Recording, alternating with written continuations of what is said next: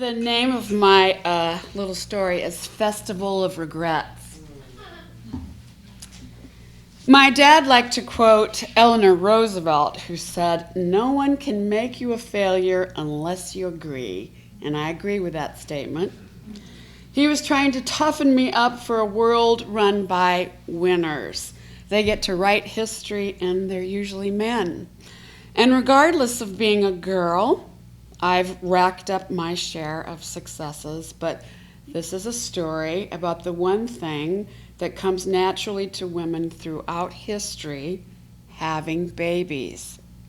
I am a babyless baby boomer.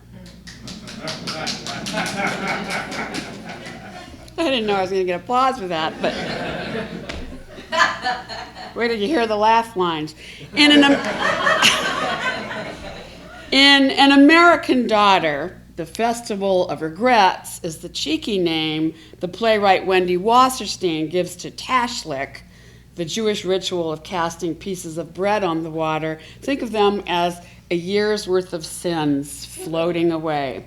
But for the character Judith, bread's not enough, so Judith throws herself into the Potomac. Despite being two things that I'm not, Jewish, even with a name like Beth, and black, she is the emblem of the one thing I am: infertile. So I shall conflate us. She's my avatar. She comes on stage sopping wet, spewing complaint, which is always a favorite way to enter sopping wet. You go run through the shower backstage with all your clothes on. You stand dripping and shivering in the wings, waiting to interrupt the main character who's busy casting a dark shadow on women in government. This is the metaphor of my own complaint, what it's really like to undergo fertility treatments. For I felt all wet, playing some marginalized character in my own enjoy being a girl life. While the rest of the fertile world went around procreating, I was stuck in limbo, dependent on the daily doses and blood counts to which I synced my moods. In the play, Judith is also the comic relief, entering in a floral skirt and tweed jacket, boisterous, energetic. She probably has large dangling earrings too, wiping her tears on her wet tweed sleeves. Taking something that's serious and personal and spilling it all out there in some palatable, amusing, second banana way, frankly, already makes me angry. It's the actor's dilemma. I'm reluctant, profoundly reluctant, to cannibalize my own trauma for material, because after a while, always being the character that suffers feels like real suffering. The body knows no difference. And yet, I possess the survival skills of a Borscht Belt comedian, able to make tragedy into a black comedy pie. Here, here are some things that are said about Judith, my avatar, that might fit the bill. Judith is on mega doses of insane fertility drugs. She's not just angry, she's an accident waiting to happen.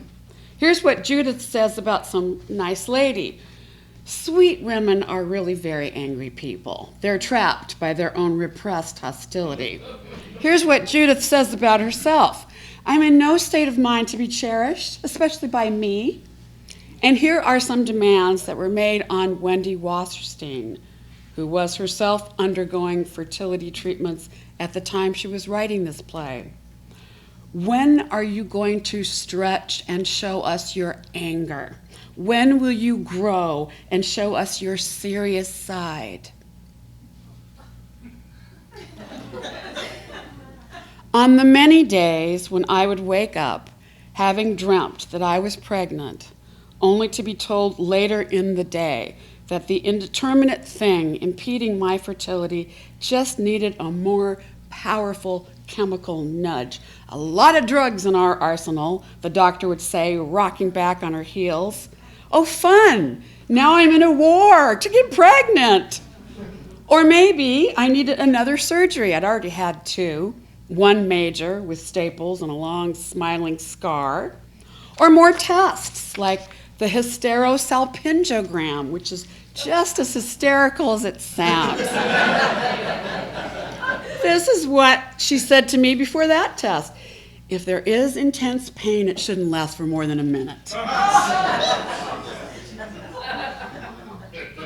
I felt like a desperate woman in line to buy lottery tickets, being counseled by her pusher to spend all she has on every combination of numbers. Odds are I'd win.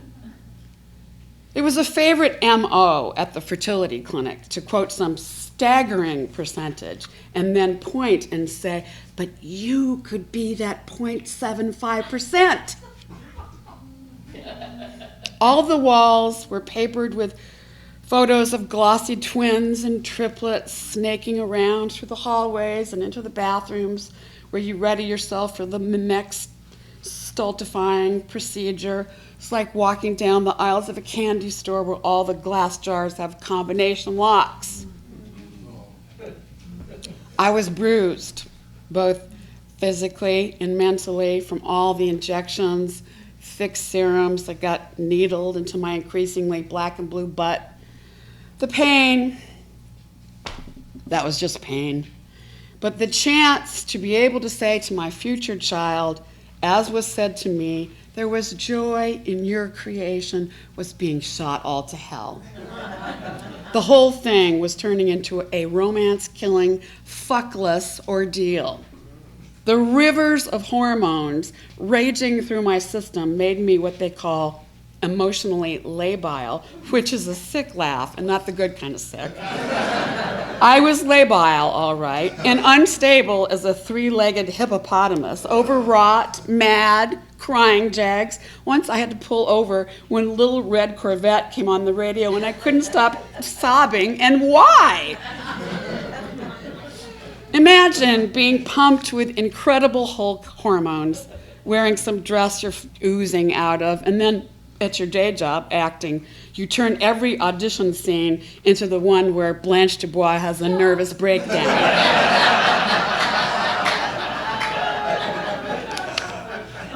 It was that performative aspect, that making it tidy and wrapped up with a bow, cannibalizing pain for others' sedate consumption in their cushioned chairs, that was infuriating me more. I couldn't be docile, taking my licks in a ladylike manner. I felt like that sign I saw at a protest march once. I know, I'm not pretty when I'm angry. I am such a bitch. I endured years of fertility treatments. I lived through every letter of ART, assisted reproductive technology, every failed protocol, Clomid, Pergonal, Lupron, insemination in vitro, watched everyone I knew get pregnant, attended 1,000 baby showers, until the day I broke down in the aisles of Baby Town, trying once again to buy a plaything in a gender-free color like yellow or green, that I would wrap carefully and hug until I handed it off to the lady who looked like she swallowed a bowling ball. I was a good sport, a wannabe, sharing in someone else's triumph. In the play, the lead asks the sopping wet Judith, what gives you the audacity to believe you failed if you can't make life? And Judith says, because I was taught if I was a good girl and worked hard, I could. For people my parents' age, if you don't have children and continue the line, your life is meaningless. I mean, look at Who's Afraid of Virginia Woolf. Look at what vicious sad sacks it made of George and Martha. But it's a real shame what happened to the woman who created Judith, the playwright who wrote this line, we're going to be pretty fucking amazing when we're 30.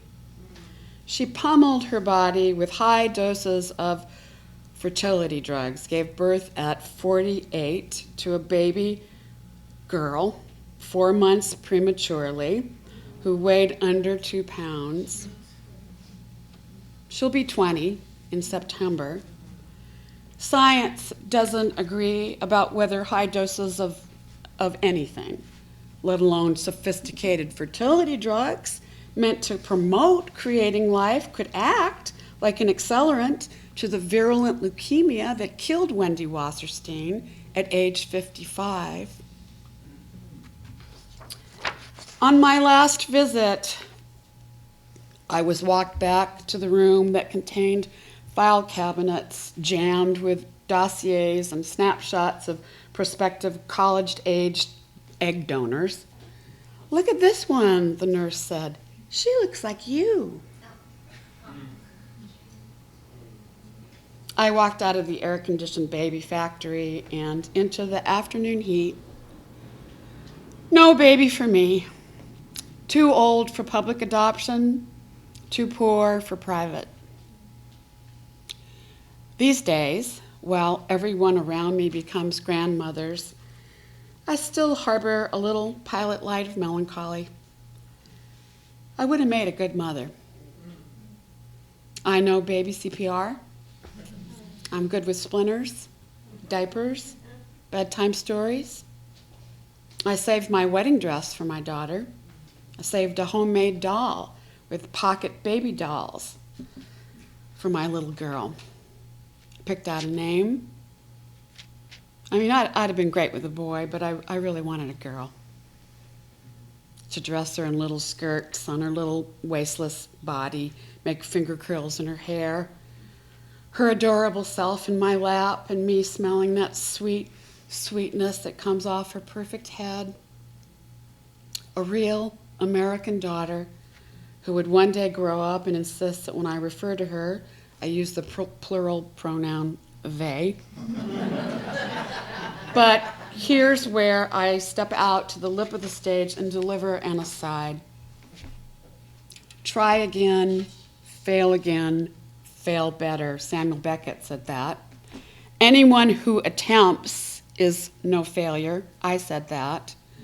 There are more ways to be a mother than by giving birth. I have gotten to be a lot of people. I'm a they too. I'm many theys.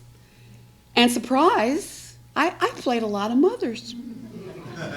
On stage, in films, on TV. I believe in reincarnation. I'll get another shot. Next time around, I'll be the old woman who lives in a shoe. Yeah. And then I'll go, wait, I want that other thing. I'm a fighter and a lover. I get that from my Italian father and my Scotch-Irish mother. Here's what Mom told me. Don't have regrets. Don't waste time wanting what you don't have. Try to find the way to want what you do have.